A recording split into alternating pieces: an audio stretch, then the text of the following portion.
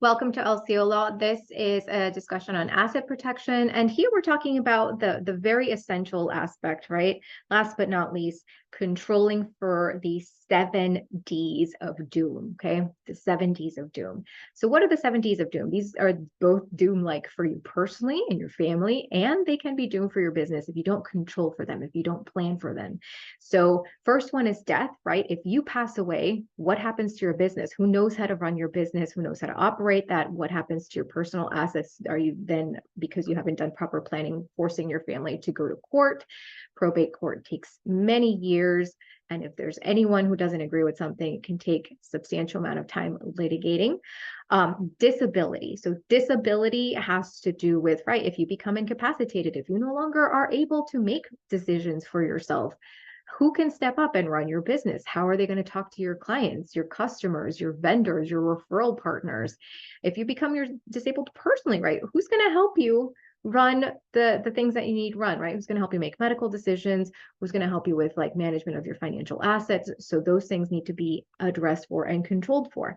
Divorce, right? More than 50% of marriages in the United States end up in divorce. So the likelihood that it can happen to you is higher than it not happening to you. And it's important to be realistic about this, to control for what happens to your business in the event of a divorce, to talk about that in advance, to engage in pre and post nuptial agreements as part of your strategic planning. Disagreements. So if you have partners in your business, or if your children, if you have more than one child who's going to inherit your business, you have the potential for disagreements. And so your business should state what happens in the event that owners do not agree.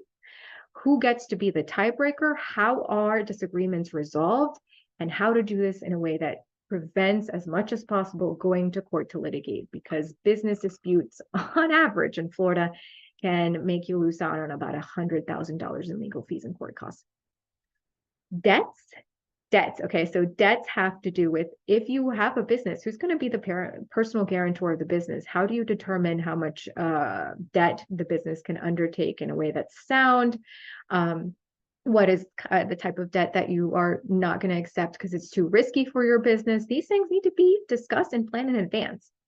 Duties. Okay, duties have to do with taxes. If you own a business, if you have any sort of income as a person, you're going to have tax liability in the United States. So you need to properly plan for tax liability, because we understand that the Internal Revenue Service is the most powerful creditor out there, and it's very, very difficult to get rid of them. You can't hide in the sand. You have to plan strategically for making sure that you minimize your legal tax liability, and at the same time strategically plan so that you don't end up with fines and penalties and tax liens and all those other things.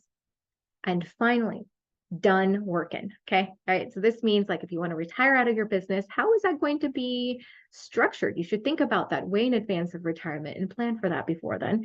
Also, it could be forced retirement, right? Forced retirement of a partner because they engaged in behavior that was improper for your business. How do you get rid of them? How do you remove them for your business and say, you're done working here, without having to litigate as much as possible? Because like I said, if you don't plan, if you just leave it up to the statutes, if you just leave it up to ambiguous oral statements here and there, you are setting yourself up for very expensive litigation. And that's what we want to avoid, because the 7 Ds of doom are essentially what leads to bankruptcy.